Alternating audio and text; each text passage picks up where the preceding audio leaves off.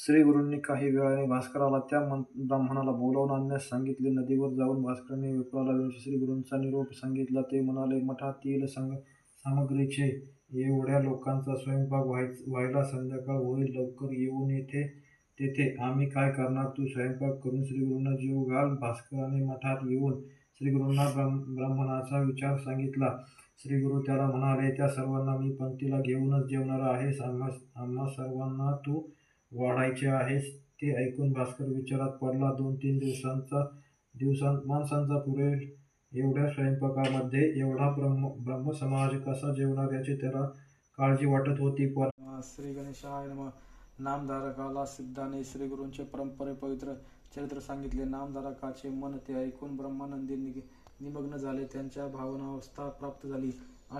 सात्विक भाव दाटून आले. श्रीगुरूंविषयी वाटणारी प्रेम भक्ती अश्रुरूपाने डोळ्यातून पाजरू लागली. सिद्धाचे ते पाहून मोठे कौतुक वाटले. त्याने नामधारकाला आलिंगन दिले, प्रेमाने कुरवाळले व म्हणाला, बाळा, भानावर ये. तुझी ही भावावस्था कायम राहिली तर मी तुला जे ज्ञान दिले आहे ते तुझ्या हृदयात बंदिस्त होऊन राहील. लोकांना उद्धार मग कसा होणार? श्रीगुरूंविषयी अंतःकरणात दृढ भक्ती ठेवून विहित कर्माचरण करीत राहा.